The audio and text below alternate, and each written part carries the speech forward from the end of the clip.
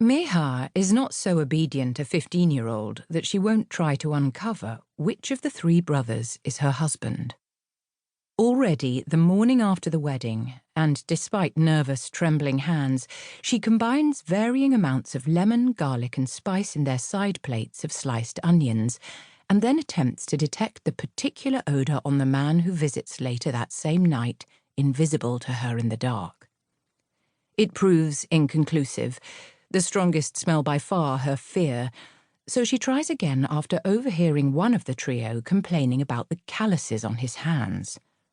Her concentration is fierce when her husband's palm next strokes her naked arm, but then too she isn't certain.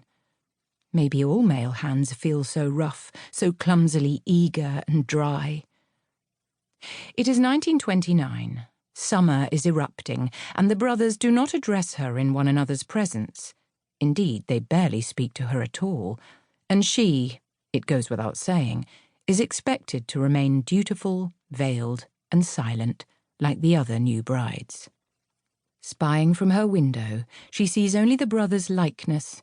Close in age, they share the same narrow build with unconvincing shoulders and grave eyes, serious faces that carry no slack, features that follow the same rules.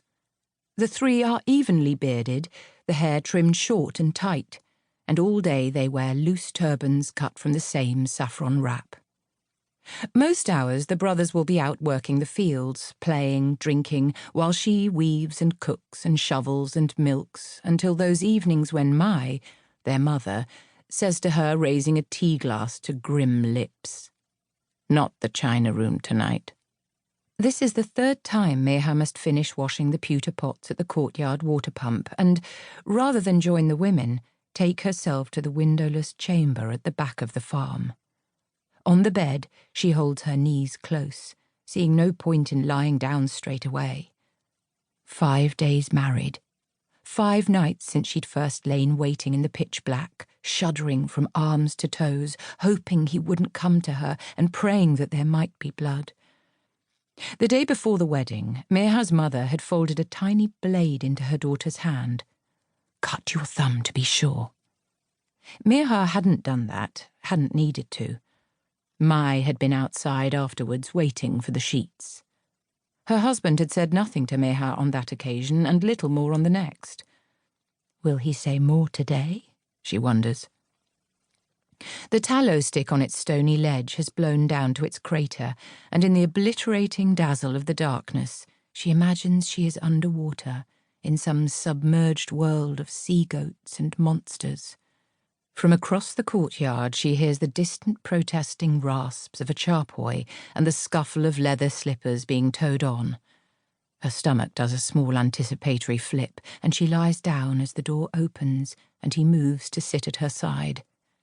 She dares a sidelong glance at what must surely be his naked back, though it is impossible to make even a distinction between his hair and his cotton wrap, which she can hear him loosening. When she senses him unknotting the langot at his waist, she averts her gaze to the black pool of the ceiling and waits. "Undress," he says, not unkindly, but with the contingent kindness of a husband who knows he will be obeyed. She tries to trap his voice inside her head, to pass its deep grain, its surprising hoarseness. Was he the one who'd called for more dal? Who'd had her hurrying out to them earlier that day? She gathers the hem of her tunic up around her hips and unties her drawstring.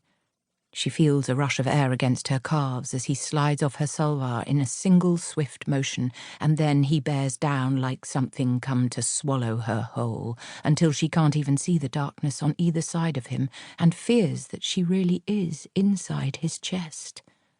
He is neither rough nor gentle. A little frenetic, perhaps, because all three brothers want a child that must be a boy. Mehar's hands remain at her side, unmoving and cupped up.